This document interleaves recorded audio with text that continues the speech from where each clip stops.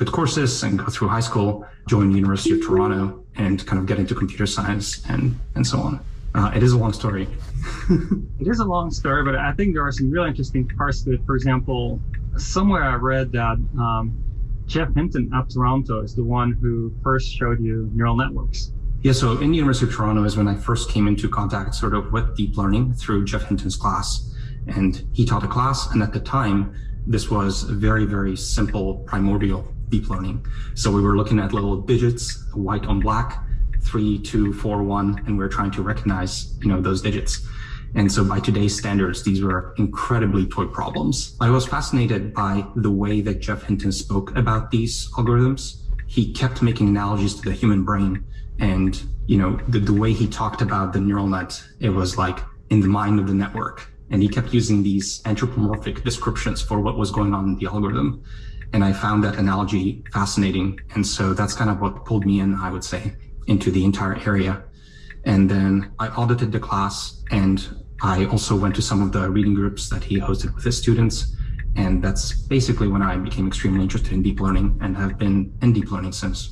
Now, if we jump ahead a little bit, I think the first time you really were very visible as somebody in deep learning was during your PhD days at Stanford, when you were the one who were generating a lot of the research progress and educational content. How do you get going on that at Stanford? Yeah, so I think you're alluding to CS231N, the class that I ended up basically designing to a very large extent and then being the primary instructor for, together with Fei.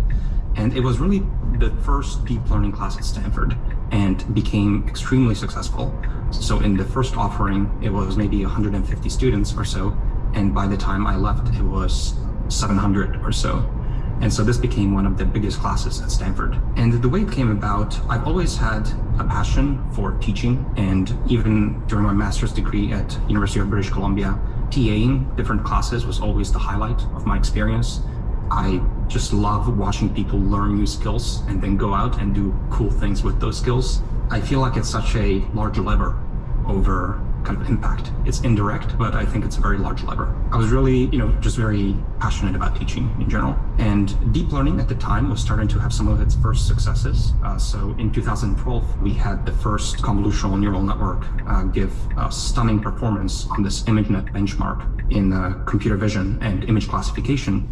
And a lot of people suddenly paid a lot of attention to deep learning. And I happened to be in a place where I understood the technology, and I was very passionate about teaching. And Fei approached me and she pitched me on the idea that, hey, we could start a class and actually teach people about this. I instantly jumped at the idea. I loved it. I put my entire PhD in research on hold. It's not something you would typically want to do as a PhD student because your primary